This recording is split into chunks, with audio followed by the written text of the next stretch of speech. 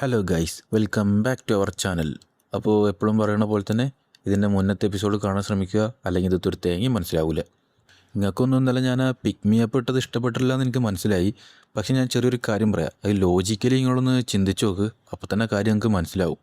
നമ്മളിപ്പോൾ ഏകദേശം 140 ആ ഒരു ലെവലിലേക്ക് എത്തി. നമ്മളെ നാനോ മെഷീൻ്റെ ചാപ്റ്റർ നമ്മൾ എക്സ്പ്ലെയിൻ ചെയ്തിട്ട്. ഇതാണെങ്കിൽ ഇതുവരെ ഇറങ്ങിയിരിക്കുന്നത് 300ൻ്റെ മേലേക്ക് ഇറങ്ങിയിട്ടുള്ളൂ. പിന്നെ ഇപ്പോൾ ഓരോ ആഴ്ച വെച്ച് ഓരോന്ന് ഇറങ്ങിക്കൊണ്ട് നിൽക്കുക.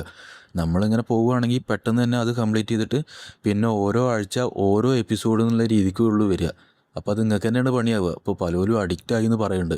അപ്പോൾ ഇതാണെങ്കിൽ ആഴ്ചയിൽ ഒരു വീഡിയോ എന്നൊക്കെ പറയുമ്പോൾ നിങ്ങൾക്ക് തന്നെ ഭയങ്കര പ്രയാസമായി മാറും. നേരെ മറിച്ച് ഇതിൻ്റെ ഒപ്പം ഒരെണ്ണം കൂടിയും കൊണ്ടുപോവുകയാണെങ്കിൽ അതും ഇതും ഒരേ ലെവലിൽ ഇങ്ങനെ കൊണ്ടുപോവുകയും ചെയ്യുക. ഈ നാനോ മെഷീനാണെങ്കിൽ പിന്നെയും കുറേ കാലത്തിന് ഉണ്ടാവുകയും ചെയ്യും. ആ ഒരു പ്ലാനിലാണ് ഞാൻ അതും പാടെ തുടങ്ങിയത്. അപ്പോൾ അത് നിങ്ങൾക്ക് പറ്റണില്ല, എന്താ ചെയ്യുക? ഞാൻ പറഞ്ഞത് ലോജിക്കലി ഒന്ന് ചിന്തിക്കുകയാണെങ്കിൽ നിങ്ങൾക്ക് തന്നെ മനസ്സിലാവും. ഞാനും ഇതാദ്യം അത്ര കാര്യമാക്കുന്നില്ല. ഇപ്പം അടുത്ത് ഒരാൾ കമൻറ്റിൽ ഇങ്ങനെ പറഞ്ഞത് കണ്ടപ്പോഴാണ് എനിക്ക് തന്നെ മനസ്സിലായത്. ഓക്കെ, ഇങ്ങനെ ചെയ്യുകയാണെങ്കിൽ നാനോ മെഷീനെ കുറച്ച് കാലം കൂടി നീട്ടി കൊണ്ടുപോകാമെന്ന്. പിന്നെ ഈ പിക്ക് മീ അപ്പം മോശമായിട്ടുള്ളൊരു കഥയൊന്നുമില്ല. അതിൻ്റെ ഫസ്റ്റത്തെ ഒരു 7-8 ചാപ്റ്റർ മാത്രം ചെറിയ ഒരു ലാഗ് ഉണ്ടാവുന്നുള്ളൂ. അതിനുശേഷം അതും അമ്മാതിരി ഹൈക്ക് പോകേണ്ടൊരു സാധനമാണ്. റൈറ്റിങ്ങിലൊക്കെ നാനോ മെഷീൻ്റെ ഒപ്പം അല്ലെങ്കിൽ നാനോ മെഷീനിലേറെ മേലെ കിടക്കുന്ന സാധനമാണ് ഈ പിക്ക് മീ അപ്പ്. അത്രത്തോളം കിടിലം സ്റ്റോറിയാണ് അതിന്. അപ്പോൾ അതുകൊണ്ടാണ് ഞാൻ പ്ലാനിങ് ഇങ്ങനെ മാറ്റിയത്. നിങ്ങൾക്കത് പറ്റുന്നില്ല, നാനോ മെഷീനാണ് വേണ്ടെങ്കിൽ നമുക്ക് പരിഗണിക്കാൻ പറ്റുമോ നോക്കാം. ഓക്കെ, എന്തായാലും നേരെ വീഡിയോയിലോട്ട് കിടക്കാം. ജസ്റ്റ് ആ ത്രോണിലൊന്ന് ടച്ച് ചെയ്തപ്പോഴത്തേന് തന്നെ അവൻ്റെ എനർജി അതൊക്കെ ഇഞ്ചെക്റ്റ് ചെയ്തോ. എന്താ ഇത്? ഇപ്പം എന്തായാലും നമുക്ക് തൽക്കാലത്തിൽ ഇതൊന്ന് ഹോൾഡ് ചെയ്യാം. എൽഡേഴ്സിൻ്റെ പൊസിഷൻ മാറ്റണയിലാണ് നമുക്ക് പ്രയോറിറ്റി കൊടുക്കേണ്ടത്. എന്തായാലും നമുക്ക് മീറ്റിംഗ് തുടങ്ങാം. ആദ്യത്തെ അജണ്ടയെ പറ്റി സംസാരിക്കുന്നതിന് മുമ്പ് നമുക്ക് ഹെവൻലി ഡീമൻ്റെ ഇനാഗുറേഷൻ സെറമണിയെക്കുറിച്ച് സംസാരിക്കേണ്ടതുണ്ട്. എന്ത്? ഹെവൻലി ഡീമൻ്റെ ഇനാഗുറേഷൻ സെറമണിയോ? ഗ്രാൻഡ് ഗാർഡിയൻ, ഞാനിത് ഡിസഗ്രി ചെയ്യുന്നു. ഇത് നമ്മുടെ അജണ്ടയിലുള്ളൊരു ഭാഗമല്ലല്ലോ. അത് ശരിയാ, നമ്മൾ അജണ്ടയിൽ ഇല്ലാത്തൊരു കാര്യം എങ്ങനെയാണ് പെട്ടെന്ന് ഡിസ്കഷനിൽ കൊണ്ടുവരിക? ഇത് വളരെ വൈകിട്ടൊന്നുമില്ലല്ലോ. നമ്മുടെ പാട്രിയാർക്ക് എഴുന്നേറ്റിട്ട് പോരെ ഈ ഡിസ്കഷനൊക്കെ. പക്ഷെ അവരുടെ ഒപ്പമാണെങ്കിൽ മറ്റുള്ള എൽഡേഴ്സൊന്നും സപ്പോർട്ടിന് നിന്നില്ല. ആ 3 സെക്റ്റുകാരും മറ്റുള്ള സെക്ട് ലീഡേഴ്സിൻ്റെ റിയാക്ഷൻ നോക്കിക്കൊണ്ടിരിക്കുന്നു. എന്താ ഇവന്മാരൊക്കെ ഇങ്ങനെ? സുപ്രീം ഹെവൻലി ഡീമൻ പറഞ്ഞ പോലെ തന്നെ അവൻ ഇപ്പോഴത്തെ പാട്രിയാർക്കിലേറെ വ്യത്യസ്തനാണ്. അവൻ അക്കാഡമിയിലിരിക്കുമ്പോൾ തന്നെ അവൻ്റെ പവറും സപ്പോർട്ടും മെല്ലെ മെല്ലെ ബിൽഡ് ചെയ്തുകൊണ്ടിരിക്കുകയായിരുന്നു. മറുവശത്ത് നോക്കുകയാണെങ്കിൽ ഞങ്ങൾ ഗ്രേറ്റ് 6 സെക്റ്റത്തെ പകുതി ഇപ്പം തന്നെ നഷ്ടപ്പെട്ടു പോയി. പോയിസൺ സെക്റ്റ് ആണെങ്കിൽ കംപ്ലീറ്റ്ലി വൈപ്പ് ഔട്ടായി. പിന്നെ സോഡ് സെക്റ്റും ഷാഡോ സെക്റ്റും ബാക്കിയുള്ള മെമ്പേഴ്സിനെ ഡിസ്ബാൻഡ് ചെയ്ത് പല പല സ്ഥലങ്ങൾക്ക് സ്പ്ലിറ്റ് ചെയ്ത് അയച്ചു. അപ്പോൾ നിങ്ങൾ 3 പേർക്കും മാത്രമേ ഒബ്ജെക്ഷൻസ് ഉള്ളൂ അല്ലേ? 5th എൽഡർ മോങ്ങോനൊന്ന് നോക്കി, പക്ഷെ അദ്ദേഹമാണെങ്കിൽ പെട്ടെന്ന് തന്നെ മുഖം തിരിച്ചു കളഞ്ഞു. ഇന്നലെ രാത്രി എൽഡേഴ്സിൻ്റെ മീറ്റിങ്ങിന് ശേഷം മോങ്ങോക്ക് കാര്യങ്ങളൊക്കെ പറഞ്ഞ് മനസ്സിലാക്കി കൊടുത്ത എഫേർട്ട് എന്തായാലും വർത്തായിട്ടുണ്ട്. യങ് മാസ്റ്റർ യോൺജിയോണാണ് ആക്ടിങ് ഹെവൻലി ഡീമൻ എന്ന് അവൻ മനസ്സിലാക്കിയതുകൊണ്ട് തന്നെ അത് അത്ര ബുദ്ധിമുട്ടുള്ള കാര്യമായിരുന്നില്ല. കോപ്പ് ഇങ്ങനെ നടക്കുകയാണെങ്കിൽ സീനിയർ എൽഡേഴ്സ് നിലക്ക് വോട്ടിംഗ് പവർ നമുക്ക് നഷ്ടപ്പെട്ടു പോകും. ഇപ്പോൾ സ്മാൾ സെക്റ്റുകാരെ വിശ്വസിക്കുക എന്നുള്ളൊരു ചോയ്സ് മാത്രമേ ഉള്ളൂ ഞങ്ങൾക്ക്. ഏതെങ്കിലും സെക്ട് ലീഡേഴ്സ് ഈ ഒബ്ജെക്ഷനെ സപ്പോർട്ട് ചെയ്യുന്നുണ്ടോ? ഞാൻ സപ്പോർട്ട് ചെയ്യുന്നുണ്ട്. ഞാൻ ആ 3 എൽഡേഴ്സിനെയും അഗ്രി ചെയ്യുന്നുണ്ട്. ഷിറ്റ്, ആകെ ഇത്ര പേര് മാത്രമേ സപ്പോർട്ട് ചെയ്യുന്നുള്ളൂ. എന്തൊരു മണ്ടത്തരാണ് ഇവന്മാരൊക്കെ കാണിക്കുന്നത്. യങ് ലോഡിനാണ് ഇപ്പോൾ എല്ലാ അതോറിറ്റി ഉള്ളത്. എന്നിട്ടും നിങ്ങൾ വിചാരിക്കുന്നുണ്ടോ നിങ്ങൾക്ക് ആ പഴയ ഇൻഫ്ലുവൻസ് അതുപോലെ കിട്ടുമെന്ന്? ഇതിലിനി ഒരു സഹായവും നോക്കണ്ട. യങ് ലോഡ്, നമ്മുടെ ഈ കൾട്ടിൽ കുറേ ഡ്യൂ ആയി കിടക്കുന്ന പ്രോസസ്സുകളുണ്ട്. നിങ്ങൾക്കറിയാലോ, നമ്മുടെ പാട്രിയാർക്ക് എനിമീസിൻ്റെ ട്രിക്സിൽ ഇപ്പോൾ ആകെ അസുഖബാധിതനായി കിടക്കുകയാണെന്ന്. ഒഫീഷ്യൽ ഇനാഗുറേഷന് പ്രൊസീഡ് ചെയ്യുന്നതിന് മുമ്പ് അദ്ദേഹം എഴുന്നേൽക്കുന്നവരെ കാത്തിരിക്കുന്നതായിരിക്കും നല്ലത്. അവൻ ഇപ്പോഴും പാട്രിയാർക്കിൻ്റെ പേരും പറഞ്ഞ് ഹോൾഡ് ചെയ്യുകയാണല്ലോ. ഈ ഇൻറ്റേർണൽ സ്ട്രൈഫ് ഇങ്ങനെ നീട്ടിക്കൊണ്ടു പോകുന്നത് നമുക്കൊരിക്കലും നല്ലതല്ല. എങ്കിലും നമ്മുടെ യങ് ലോഡാണെങ്കിൽ ഭയങ്കര അപ്സെറ്റായിട്ട് നിൽക്കുകയാകും. ഡിമോണിക് ഫിസിഷ്യൻ പറഞ്ഞ് നമ്മുടെ പാട്രിയാർക്കിൻ്റെ കണ്ടീഷൻ ഇതുവരെ ഇമ്പ്രൂവ് ആയിട്ടില്ല എന്നാ എനിക്ക് മനസ്സിലായി. നിങ്ങൾ 3 പേര് എങ്ങോട്ടേക്കാണ് ഇതൊക്കെ കൊണ്ടുപോകണതെന്ന്. പക്ഷേ എന്നിരുന്നാലും നമുക്കറിയില്ല എപ്പോഴാണ് supreme saber of the 6 martial art സെക്റ്റത്തെ ആൾക്കാർ നമ്മളെ ടെറിട്ടറിക്ക് ഇൻവൈഡ് ചെയ്ത് വരികയെന്ന്. അതുകൊണ്ട് തന്നെ പാട്രിയാർക്കിൻ്റെ പൊസിഷൻ ഇങ്ങനെ ഒഴിഞ്ഞിട്ടുകൂടാ. ആ പോയിന്റിലേക്ക് തന്നെയാണ് ഞാൻ വന്നുകൊണ്ടിരിക്കുന്നത്. ഡിമോണിക് ഫിഷ്യന് നമ്മുടെ പാട്രിയാർക്കിനെ ക്യൂർ ചെയ്യാൻ പറ്റണില്ലെങ്കിൽ നമ്മൾ ഡിവൈൻ ഫിഷ്യനോട് സഹായം ചോദിക്കണം. എന്നിട്ട് അദ്ദേഹം റിക്കവർ ആയതിനു ശേഷം നമുക്ക് ഈ പ്രൊസീജിയറുകളൊക്കെ ഫോളോ ചെയ്യാം.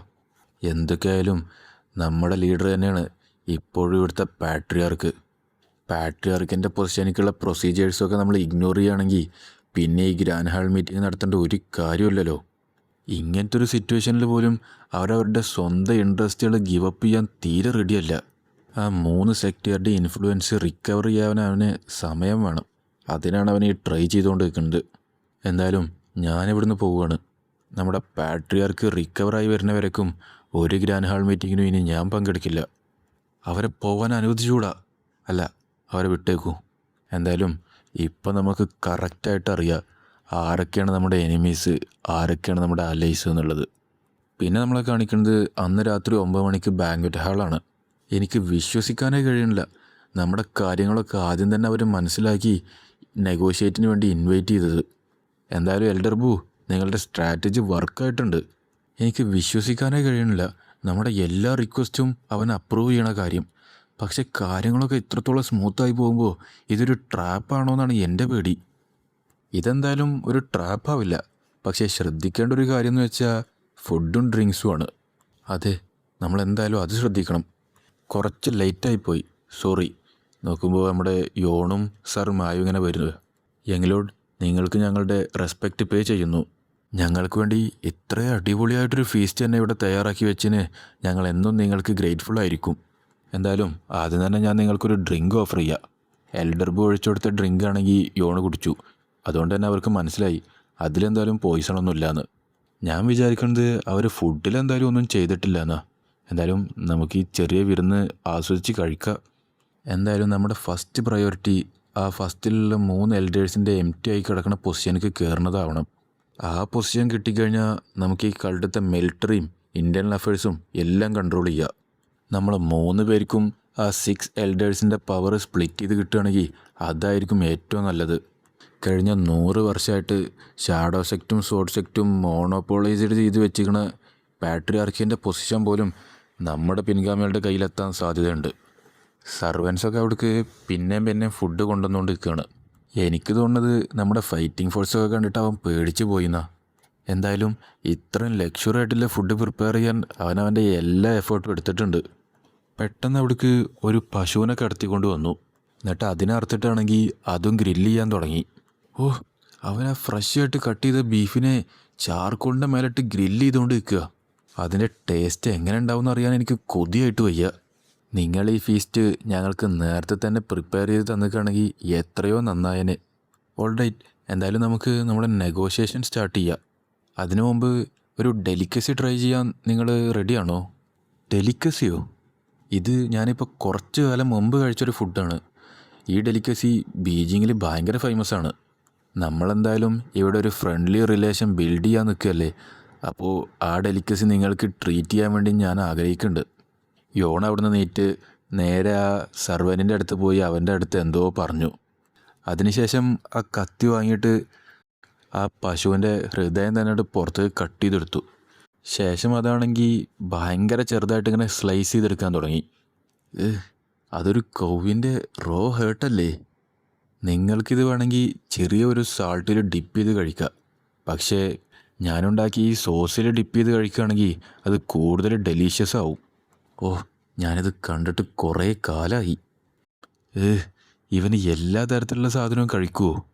നോക്കുമ്പോൾ 4th എൽഡർ ആണെങ്കിൽ അത് ആ സോസിൽ മുക്കി കഴിക്കാൻ തുടങ്ങി. അയാൾക്കാണെങ്കിൽ അത് ഭയങ്കരമായിട്ട് ഇഷ്ടപ്പെടുകയും ചെയ്തു. ശേഷം എൽഡർ ബൂയും കഴിച്ചു. അത് ഇത് ശരിക്കൊരു ഡെലിക്കസി തന്നെയാണ്. ഞാൻ വിചാരിച്ചത് ഇതിനൊരു ഗമ്മി ടേസ്റ്റ് ആവുന്ന, പക്ഷെ ഞാൻ പ്രതീക്ഷിച്ചതിലും നല്ല രസമുണ്ടത്. ഇത് എനിക്കിഷ്ടപ്പെടുന്ന തരത്തിലുള്ള ഒന്നല്ല. ഇപ്പോൾ നിങ്ങളെന്തായാലും ഈ ഡെലിക്കസി എൻജോയ് ചെയ്തില്ലേ? എങ്കിൽ ഇനി നമുക്ക് നെഗോഷിയേഷൻ കണ്ടിന്യൂ ചെയ്യാം. ഓക്കെ, അങ്ങനെ അവസാനം എൽഡർ ബൂ, എനിക്കറിയില്ല അവൻ എത്രത്തോളം തരുന്ന്, പക്ഷെ നമ്മളെ കൊണ്ട് കഴിയുന്നത്ര അവൻ്റെ അടുത്ത് നമ്മൾ പിടിച്ചു വാങ്ങണം. അതിനു മുമ്പ് എന്തായാലും ഞാൻ എൻ്റെ കണ്ടീഷൻസ് പറഞ്ഞു തുടങ്ങാം. കണ്ടീഷൻസോ? നിങ്ങൾ എന്താണ് ഈ പറഞ്ഞുകൊണ്ട് വരുന്നത്? നെഗോഷിയേഷൻ എന്ന് പറയുമ്പോൾ അത് ഓരോ പാർട്ടിയുടെയും ഡിസയർ മാച്ച് ചെയ്യേണ്ടതാണ് അല്ലേ? ഓക്കെ, എനിക്ക് മനസ്സിലായി. നിങ്ങൾ കണ്ടിന്യൂ ചെയ്തോ. എൻ്റെ ആദ്യത്തെ കണ്ടീഷൻ ഇത്രയും കാലം നിലനിന്ന് പോന്നിരുന്ന ഈ 6 ഗ്രേറ്റ് സെക്റ്റിനെ അബോളിഷ്മെൻറ്റ് ചെയ്യുന്നതാണ്. മൈലോഡ്, നിങ്ങൾ എന്താണ് ഈ പറയുന്നത്? ഞാൻ ഇതുവരെ സംസാരിച്ച് തീർന്നിട്ടില്ല. ഓക്കെ, നിങ്ങൾ കണ്ടിന്യൂ ചെയ്തോ. സെക്കൻഡ് കണ്ടീഷൻ, നിലവിലുള്ള എൽഡർ സിസ്റ്റം റിവൈസ് ചെയ്യും. എന്നിട്ട് അവരുടെ പൊസിഷനൊക്കെ സ്ട്രെങ്ത്തിനനുസരിച്ച് കിട്ടുന്ന രീതിക്കാക്കും. എൽഡേഴ്സിൻ്റെ റാങ്കൊക്കെ ഡിസൈഡ് ചെയ്യുക അവരെത്രത്തോളം സ്ട്രോങ് ആണെന്ന് നോക്കിയിട്ടാവും. അത് കേട്ടപ്പോൾ അവരൊക്കെ ഞെട്ടി. എന്ത്? മൂന്നാമത്തെ കണ്ടീഷൻ, നമ്മുടെ ഈ കൾട്ടത്ത് എല്ലാ സെക്റ്റായിരിക്കും ഒരു ട്രൂപ്പും മാത്രമേ ഉണ്ടാവൂ. വേറെ ഒരു കോമ്പാക്ട് ഗ്രൂപ്പ്സും ഉണ്ടാവില്ല. ഇപ്പോൾ നിലവിൽ നിങ്ങളടുത്തുള്ള എല്ലാ കോമ്പാക്ട് ഗ്രൂപ്പും അത് കൾട്ട് ഓപ്പറേറ്റ് ചെയ്യുന്ന ട്രൂപ്പൊക്കെ വന്നു ചേരും. ഇതൊക്കെ കേട്ട് ആകെ ദേഷ്യം വന്ന എൽഡർ ബൂ ആണെങ്കിൽ അവിടുത്തെ ടേബിളൊക്കെ ഒരൊറ്റ അടിയാണ്ട് വെച്ചു. അതാണെങ്കിൽ ആകണ്ട് പൊട്ടിപ്പോയി. അവിടെ നിന്നിരുന്ന സർ മാ ആണെങ്കിൽ നേരെ പോയി എൽഡർ ബൂവിൻ്റെ കഴുത്ത് കണ്ട് സോഡ് വെച്ചു. നീ ഇപ്പോൾ എന്ത് ചെയ്യാനാണ്ടാ ശ്രമിച്ചുകൊണ്ട് നിൽക്കുന്നത്? ഒരു ഫ്രണ്ട്ലി നെഗോഷിയേഷന് വേണ്ടി എൻ്റെ കണ്ടീഷൻസ് ഞാൻ നിങ്ങളോട് പറയല്ലേ ചെയ്ത്. ഇതിനെയാണോ ഒരു ഫ്രണ്ട്ലി നെഗോഷിയേഷൻ എന്ന് വിളിക്കുക? ബേസിക്കലി ഞങ്ങളെ ശത്രുക്കളാക്കാൻ നിങ്ങൾ ആഗ്രഹിക്കേണ്ടതെന്നാണ് നിങ്ങൾ ഈ പറഞ്ഞുകൊണ്ടിരിക്കുന്നത്. നിങ്ങളെ ഒന്നും എനിമീസ് ആക്കാതിരിക്കാൻ വേണ്ടിയിട്ടാണ് അകത്തെ സ്പെഷ്യൽ ഗസ്റ്റ് റൂമിൽ നിങ്ങളെ വിളിക്കാതെ ഇത്രയും ഓപ്പൺ ആയിട്ടുള്ളൊരു ഏരിയയിൽ തന്നെ നിങ്ങളെ മീറ്റ് ചെയ്യാൻ ഞാൻ തീരുമാനിച്ചത്. അതുപോലെ തന്നെ എല്ലാ ഗാർഡ്സിനോടും ഗാർഡിയൻസിനോടും ഞാൻ അവിടെ നിൽക്കാനാണ് പറഞ്ഞത്. ഞാനിവിടെ വന്നത് എൻ്റെ സർവൻറ്റിനെയും ഗ്രാൻഡ് ഗാർഡിയനെയും കൂട്ടി മാത്രമാണ്. നിങ്ങൾ വിചാരിക്കണ്ടോ ഈ കണ്ടീഷൻസൊക്കെ റീസണബിൾ ആണെന്ന്? നിങ്ങളിപ്പോൾ ഈ പറഞ്ഞ കണ്ടീഷൻ പ്രകാരം ഞങ്ങളുടെ ഈ 3 സെക്ടറുടെയും എല്ലാ പവറും എടുത്തു കളയും അല്ലേ? മൈലോഡ്, ഞങ്ങളുടെ എല്ലാ ഫൈറ്റിംഗ് ഫോഴ്സും ഈ ഇന്നർ ഫോർട്ടസിൻ്റെ ഔട്ട്സൈഡിൽ വെയിറ്റ് ചെയ്തുകൊണ്ട് നിൽക്കുകയാണ്. അത് നിങ്ങൾക്കും അറിയാമെന്നാണ് ഞാൻ വിചാരിക്കുന്നത്. യെസ്, എനിക്കതറിയാം. കാരണം ഈ നെഗോഷിയേഷൻ നടക്കുന്നതിന് മുന്നേ തന്നെ നിങ്ങളതിനെ റിക്വസ്റ്റ് ചെയ്തിരുന്നു. ആ ഫൈറ്റിംഗ് ഫോഴ്സാണ് നമ്മുടെ കൾട്ടിൻ്റെ 20% ഫൈറ്റിംഗ് ഫോഴ്സ്. അതൊക്കെ നിങ്ങൾക്ക് നഷ്ടപ്പെട്ടാൽ supreme saber of 6 martial art സെക്റ്റിനെ പരാജയപ്പെടുത്താൻ നിങ്ങൾക്ക് കഴിയുമെന്ന് തോന്നുന്നുണ്ടോ? ഓർത്തഡോക്സ് മുസ്ലിം അലയൻസും അൺഓർത്തഡോക്സ് അലയൻസിനെ കുറിച്ചും ഇവിടെ മെൻഷൻ ചെയ്യേണ്ട കാര്യം തന്നെയില്ല. എൽഡർ ബൂ, നിനക്കെത്ര ധൈര്യം ഉണ്ടെങ്കിൽ ലോഡിനെ തന്നെ ഇങ്ങനെ ത്രറ്റൻ ചെയ്യും നീ? കണ്ടിട്ട് ഞാൻ വിചാരിച്ച പോലെ തന്നെ നിങ്ങളെപ്പോലത്തെ ആൾക്കാരോടൊന്നും നല്ല രീതിക്ക് പറഞ്ഞിട്ട് കാര്യമില്ല എന്നാണ് തോന്നുന്നത്. നീൽ, യോണ ആജ്ഞാപിച്ചു. അപ്പോഴത്തേനാണെങ്കിൽ ആ 3 എൽഡേഴ്സിനും ആകെ എന്തൊക്കെയോ സംഭവിക്കാൻ തുടങ്ങി. ഇതെന്താണ്? എൻ്റെ ഹേർട്ട്, എൻ്റെ എനർജി കോറിൽ എനിക്ക് ഭയങ്കരമായിട്ട് പെയിൻ ഫീൽ ചെയ്യുന്നുണ്ട്. എനിക്കെൻ്റെ ഇൻറ്റേർണൽ എനർജി മൂവ് ചെയ്യാനേ കഴിയണില്ല. ഇവിടെ എന്താണ് ഈ സംഭവിച്ചുകൊണ്ട് നിൽക്കുന്നത്? 3 പേരും പെട്ടെന്ന് തന്നെ യോണിൻ്റെ മുന്നിൽ മുട്ടുകുത്തി നിന്നു. ഞാൻ നീൽ ചെയ്ത അപ്പം തന്നെ ഈ പെയിനും പോയല്ലോ. എന്താണ് നീ ഞങ്ങളെ ചെയ്തു വെച്ചത്? ഓ, അത് ഗൂ പോയിസണാണ്. ചീത്ത ചിന്തകളുകൊണ്ട് തല നിറഞ്ഞു നിൽക്കണ നിന്നെപ്പോലത്തെ ആൾക്കാർക്കൊക്കെ പെർഫെക്റ്റ് പോയിസണാണത്. എന്ത്? ഗൂ പോയിസണോ? അതെ, നിങ്ങളിപ്പോൾ കഴിച്ച പശുവിനെ ഞാൻ ഗൂ പോയിസൺ കൊടുത്തിട്ടുണ്ടായിരുന്നു. അതാണ് ഞാൻ അതിൻ്റെ ഹേർട്ടിലാണ് സെറ്റിൽ ചെയ്ത് വെച്ചത്. എൽഡർ ജാ ആണെങ്കിൽ ആകെ അലറി വിളിക്കാൻ തുടങ്ങി. എൽഡർ ജാ, നിങ്ങൾക്ക് എന്താ പറ്റിയത്? കണ്ടിട്ട് വേദന നിന്നപ്പോൾ നിങ്ങൾ ഇൻറ്റേർണൽ എനർജി യൂസ് ചെയ്ത് ആ പോയിസൺ ഒഴിവാക്കാൻ ട്രൈ ചെയ്തതായിട്ട് തോന്നുന്നുണ്ട്. പക്ഷേ എന്തൊക്കെയായാലും അത് ഒഴിവാക്കേണ്ടത് അത്ര ഈസി ആയിട്ടുള്ള കാര്യമല്ല. ആ ഗൂ പോയിസൺ നമ്മുടെ ഫൗണ്ടിങ് ഹെവൻലി ഡീമൻ പേഴ്സണലി ഉണ്ടാക്കിയതാണ്. അത് ഹെവൻലി ഡീമൻ്റെ എനർജി വെച്ച് മാത്രമേ കൺട്രോൾ ചെയ്യാൻ കഴിയൂ. നിങ്ങളൊക്കെ എൻ്റെ കൺട്രോൾ ഡിസൊബേ ചെയ്യേ എന്നെ ത്രറ്റൻ ചെയ്യാനോ ട്രൈ ചെയ്താൽ അതിക്രൂരമായിട്ടുള്ള മരണവും നിങ്ങളൊക്കെ അനുഭവിക്കുക. ഫൗണ്ടിങ് ഹെവൻലി ഡീമൻ്റെ ഗൂ പോയിസണോ? അവനെ ഞങ്ങളെല്ലാവരും ഒറ്റയടിക്ക് തന്നെ ഒതുക്കിയാലോ? ഞാൻ എൻ്റെ 4th കണ്ടീഷൻ പറയാൻ മറന്നുപോയി. 4th കണ്ടീഷനോ? നിങ്ങളെല്ലാവരും തിരിച്ചെടുത്തതിന് പകരമായിട്ട് നിങ്ങളെല്ലാവരും എനിക്ക് സമ്മാനം തരണം.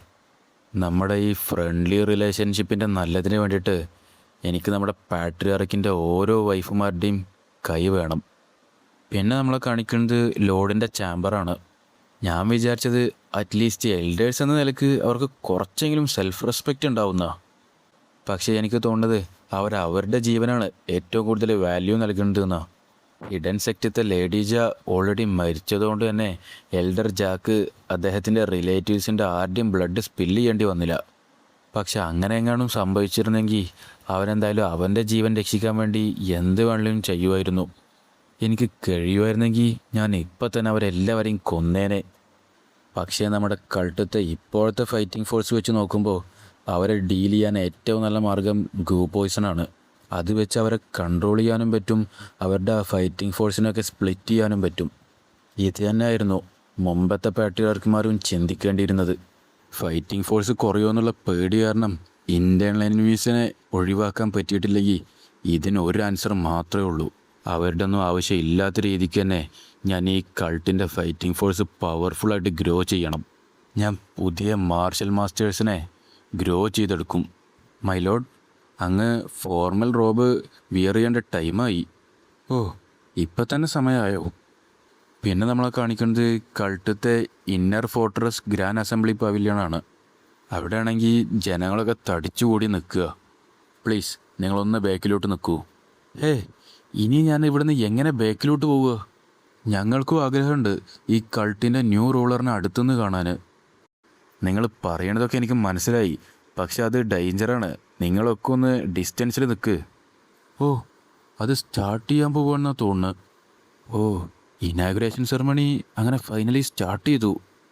എൻ്റെ ലീജിന്ന് ഈ കൾട്ടിൻ്റെ തന്നെ ലീഡറായി മാറാൻ പോവുകയാണ് അദ്ദേഹം. ഇത് ശരിക്കും എന്നെ ടച്ച് ചെയ്തു. നീ പറഞ്ഞത് ശരിയാ. ഡിമോണിക് അക്കാഡമിയിൽ യങ് ലോഡ്സിൻ്റെ ഒക്കെ ഫൈറ്റ് ഇന്നലെ നടന്ന പോലെ തോന്നുന്നു. പക്ഷെ പാവം യോബോങ്ങിൻ്റെ കാര്യത്തിലാണ് കുറച്ച് കഷ്ടം തോന്നുന്നത്. അവനായിരുന്നു ഈ ഇനാഗുറേഷൻ സെറമണി മറ്റാരെക്കാട്ടിലും അടുത്തുനിന്ന് കാണാൻ വേണ്ടി ആഗ്രഹിച്ചത്. നമ്മുടെ ലീജിൻ്റെ ഇനാഗുറേഷൻ സെറമണി ഡിസൈഡ് ചെയ്തപ്പോൾ അവൻ ശരിക്കും എക്സൈറ്റഡ് ആയിരുന്നു. പക്ഷേ ഇപ്പോൾ അവന് ശരിക്കും സങ്കടമായിട്ടുണ്ടാവും. അവനിത് ദൂരത്തുനിന്നല്ലേ കാണാൻ പറ്റുള്ളൂ. ഈ ഇനാഗുറേഷൻ സെറമണി അടുത്തുനിന്ന് കാണാൻ പറ്റാത്തതുകൊണ്ട് തന്നെ അവനിപ്പോൾ വിഷമിച്ച് നിൽക്കുകയാവും. പക്ഷേ ഇതിൽ നമുക്കൊന്നും ഹെൽപ്പ് ചെയ്യാൻ പറ്റില്ലല്ലോ. വാർഡൻസിനും അതിൻ്റെ മേലെ റാങ്കുള്ളവർക്കേ ഉള്ളൂ ഈ സ്റ്റേജിൽ നിൽക്കുക അലോ ചെയ്തിട്ടുള്ളൂ. ഇനാഗുറേഷൻ സെറമണി സ്റ്റാർട്ട് ചെയ്യാൻ പോവുകയാണ്. എല്ലാവരും നിശബ്ദരായിരിക്കുക. അതാരാണ്? അവരെ ഞാൻ ഇതിനു മുമ്പ് കണ്ട പോലെ തോന്നുന്നുണ്ടല്ലോ. അവിടെ നിൽക്കുന്ന ആളെ തിരിഞ്ഞു നോക്കുമ്പോൾ അതാണ് നമ്മളെ ഹിയോബോങ്. ഇത് കണ്ടിട്ട് അവരൊക്കെ ആണെങ്കിൽ ആകെ ഷോക്കായി. ഹിയോബോങ്, നീയോ? ഹിയോബോങ്ങാണെങ്കിൽ അതിൻ്റെ മേലിന് അവർക്കൊക്കെ ടാറ്റ കാണിച്ചുകൊണ്ട് നിൽക്കുക. നമ്മൾ അവനെക്കുറിച്ച് ആലോചിച്ച് വെറുതെ വറി ചെയ്തെന്നാണ് തോന്നുന്നത്. നീ പറഞ്ഞത് ശരിയാ. പെട്ടെന്ന് തന്നെ അവിടെ കൊട്ടും മേളവും ഒക്കെ തുടങ്ങി. സർമ ആണെങ്കിൽ ഹെവൻലി ഡീമൻ്റെ ജെയ്ഡ് മെഡാലിയൺ കൊണ്ട് വരികയാണ്. അതിനാണെങ്കിൽ അവിടെ ഉണ്ടായിരുന്ന ജനങ്ങളൊക്കെ ആർപ്പ് വിളിക്കാൻ തുടങ്ങി. ഗ്രേറ്റ് ഹെവൻലി ഡീമൺ ഡിവൈൻ കൾട്ടിൻ്റെ എല്ലാ ഫോളോവേഴ്സും ഹെവൻലി ഡീമനെ ഗ്രീറ്റ് ചെയ്യുക. കൾട്ടത്തെ ജനങ്ങളൊക്കെ ഹെവൻലി ഡീമനെ ഗ്രീറ്റ് ചെയ്യാൻ തുടങ്ങി. നോക്കുമ്പോൾ യോണും റോയൽ ബോഡി ഗാർഡ്സൊക്കെ വരാൻ തുടങ്ങി. ഈ സീന് കണ്ടപ്പോൾ എനിക്ക് പെട്ടെന്ന് മറ്റേ അക്കാഡമിയുടെ എൻട്രിങ് സെറമണി ഉണ്ടായിരുന്നില്ലേ, അന്ന് പാട്രിയാർക്കും റോയൽ ബോഡി ഗാർഡ്സൊക്കെ വന്ന ആ എക്സാക്റ്റ് അതിനാണ് എനിക്ക് ഓർമ്മപ്പെടുത്തിയത്. നിങ്ങൾക്ക് അങ്ങനെ തോന്നിയോ? കമൻറ്റ് ചെയ്യട്ടോ. യോണാണെങ്കിൽ ആ ഫോർമൽ ഡ്രസ്സൊക്കെ ഇട്ട് ഇങ്ങനെ വരാൻ തുടങ്ങി. അവൻ്റെ ഫോളോവേഴ്സ് എല്ലാവരും ഇത് കഴിഞ്ഞിട്ട് ആകെ മൊത്തത്തിൽ ഹാപ്പിയായി നിൽക്കുകയാണ്. കൾട്ട് ലീഡർ, നിങ്ങളെ ഞങ്ങൾ കൺഗ്രാജുലേറ്റ് ചെയ്യുന്നു. Congratulations cult leader. ഇനി മുതൽ എനിക്ക് നിങ്ങളെ യങ്ങിലോടെന്ന് വിളിക്കാൻ കഴിയില്ലല്ലോ. ഗ്യൂവിൻ്റെ ആ പറച്ചിൽ കേട്ടിട്ട് യോണൊന്ന് ചിരിച്ചു. എടാ ബ്രാറ്റേ, കണ്ടോടാ, കൾട്ട് ലീഡർ എൻ്റെ ശിഷ്യനാണ്. ഇനി എത്ര കാലം അതും പറഞ്ഞ് നീ എൻ്റെ തലയുടെ ഉള്ളിലേക്ക് കയറുകടാ. എനിക്കാണെങ്കിൽ ആകെ അസൂയ വന്നിട്ട് വയ്യ. മുന്നിൽ യോണ്, അതിൻ്റെ ബേക്കിൽ റോയൽ ബോഡി ഗാർഡ്സ്, അതിൻ്റെ ബേക്കിൽ എൽഡേഴ്സ്, അങ്ങനെ എല്ലാവരും വരാൻ തുടങ്ങി. മദർ, എനിക്ക് ഫൈനലി പവർ കിട്ടി. ഇനി എല്ലാ കുറ്റവാളികളെയും അവരവരുടെ തെറ്റുകൾക്ക് ഞാൻ ശിക്ഷിക്കും. ഇനി ഇത്തരം ട്രാജഡി സംഭവിക്കാതിരിക്കാൻ ഞാൻ എന്തായാലും നമ്മുടെ കൾട്ടിൻ്റെ ഓർഡറിനെ തന്നെ ചേഞ്ച് ചെയ്യും. അത് ഉറപ്പാണ്. ജനങ്ങളൊക്കെ അപ്പോഴാണ് യോണിനെ കാണുക. അതാ ലോഡെത്തി, അതാണ് ലോഡ്. 24th കൾട്ട് ലീഡറായ യോൺ ചിയോൺ ഹെവൻലി ഡീമൻ്റെ അതോറിറ്റി റിസീവ് ചെയ്യാൻ പോവുകയാണ്. ഡീമൺ കൾട്ടിൻ്റെ ബ്ലഡ് ലൈനിലുള്ള യോവൂൺ എന്ന ഞാൻ ഹെവൻലി ഡീമൻ്റെ അതോറിറ്റി റിസീവ് ചെയ്യുന്നു. അദ്ദേഹത്തിന് ടോർച്ച് കൊടുക്കുക. Yes sir. എൻ്റെ ഫസ്റ്റ് സബോർഡിനേറ്റ് യോബോങ്.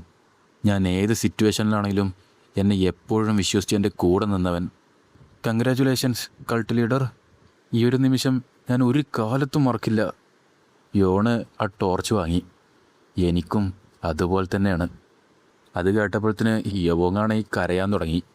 എന്നെ നോക്കുമ്പോൾ നമ്മളെ കാണിക്കുന്നത് യോണ് ആ ടോർച്ച് കൊണ്ട് ഫ്ലെയിം തെളിയിക്കുന്നതാണ്. ഭയങ്കരമായിട്ടുണ്ട് കത്താൻ തുടങ്ങിയത്. ഞാൻ എൻ്റെ ജീവിതം തന്നെ ഈ സാക്രഡ് ഫ്ലെയിമിന് ഓഫർ ചെയ്യുന്നു. എനിക്ക് ലൈഫിനോടും ഡെത്തിനോടും ഒരു തരത്തിലുള്ള അറ്റാച്ച്മെൻറ്റും ഉണ്ടാവില്ല. ഞാൻ നടക്കുന്ന പാതയിലൊക്കെ ഞാൻ വെളിച്ചം കൊണ്ടുവരും. യോണാണെങ്കിൽ അവിടുന്ന് എല്ലാവരും കേൾക്കുന്ന രീതിക്ക് പ്രതിജ്ഞ എടുക്കാൻ തുടങ്ങി. അത് കേട്ടിട്ട് അവിടുത്തെ ജനങ്ങളൊക്കെ തിരിച്ച് പറഞ്ഞുകൊണ്ടിരിക്കുകയാണ്, ഹെവൻലി ഡീമൻ്റെ അതോറിറ്റി വെച്ച് ഇപ്പോഴത്തെ പാട്രിയാർക്കും യങ് ലോഡുമായ യോൺ ചിയോണിന് ഞാൻ ഹെവൻലി ഡീമൻ്റെ ടൈറ്റിൽ കൊടുക്കുന്നു. 24ാമത്തെ കൾട്ട് ലീഡറായ യോൺ ചിയോൺ ക്രൗൺ റിസീവ് ചെയ്യാൻ പോവുകയാണ്. യോണ് ആ ക്രൗൺ അവനെ ഏറ്റുവാങ്ങി. എന്താ ഇത്? മാർഷൽ ആർട്സ് ഒന്നും അറിയാത്ത ഒരു നോർമൽ പേഴ്സൻ്റെ പ്രസൻസ് എനിക്ക് ഫീൽ ചെയ്യുന്നുണ്ടല്ലോ. നോക്കുമ്പോൾ പെട്ടെന്നാണ് ഗാഡ്ജാങ് വന്ന് യോണിൻ്റെ മുന്നിൽ നിന്നത്. Young lord, I mean my lord, congratulations. എനിക്കുറപ്പാണ് ലേഡീവ ഇപ്പോൾ സ്വർഗത്തിലിരുന്ന് ഇതൊക്കെ കണ്ട് സന്തോഷിക്കുന്നുണ്ടാവും. സങ്കടവും സന്തോഷവും ഒക്കെ വന്ന് യോണ് ഗാഡ്ജാങ്ങിനെ കെട്ടിപ്പിടിച്ചു. എൻ്റെ സബോർഡിനേറ്റ്സ് എനിക്ക് വേണ്ടി ബെസ്റ്റ് പ്രസൻ്റാണ് പ്രിപ്പയർ ചെയ്ത് വെച്ച്. Thank you guys. പെട്ടെന്നാണ് യോണ് ആ ഡീമൻസോടെ സമ്മൺ ചെയ്തു. അത് കാണാൻ വേണ്ടിയിട്ടാണെങ്കിൽ അവൻ്റെ ഫോളോവേഴ്സും ആ ജനങ്ങളും എല്ലാവരും ഭയങ്കര എക്സൈറ്റായി നിൽക്കുന്നു. യോണ് ആ സോഡ് ഉയർത്തിപ്പിടിച്ച് എല്ലാവർക്കും കൊണ്ട് കാണിച്ചു കൊടുത്തു. അന്ന് ഹെവൻലി ഡീമൻ്റെ സെക്കൻഡ് ജനറേഷനും 24th കൾട്ട് ലീഡറും ജനിച്ചു. സെൻട്രൽ പ്ലെയിൻസ് മുരീമിന് ഫ്യൂച്ചറിൽ സംഭവിക്കുന്ന കാര്യങ്ങളൊക്കെ റെക്കോർഡ് ചെയ്യുന്ന ബേക്രോ ഹിസ്റ്റോറിയൻ സെക്റ്റ് ഇങ്ങനെയാണത് റെക്കോർഡ് ചെയ്തത്. ഹെവൻലി ഡീമൻ ഡിവൈൻ കൾട്ടിൽ ഡീമൻ ഗോഡ് ഉയർന്നു വന്ന ദിവസമായിരുന്നു ഇന്ന്. ഈ ഡീമൻ ഗോഡിനെ മാഷെന്നും വിളിക്കൂട്ടോ. അപ്പോൾ തൽക്കാലത്തിന് ഞാൻ ഈ എപ്പിസോഡ് ഇവിടെ നിർത്തുകയാണ്. അപ്പോൾ എന്തായാലും പാട്രിയാർക്കായി മാറിയ യോണിൻ്റെ വിശേഷങ്ങളൊക്കെ നമുക്ക് അടുത്ത വീഡിയോയിൽ കാണാം. ഈ വീഡിയോ ഇഷ്ടപ്പെട്ടെങ്കിൽ ലൈക്ക് ചെയ്യാനും ഷെയർ ചെയ്യാനും സബ്സ്ക്രൈബ് ചെയ്യാനും മറക്കല്ലേ. അപ്പോൾ അടുത്തൊരു കിടിലം വീഡിയോ വരുന്നവരേക്കും ബൈ ബൈ.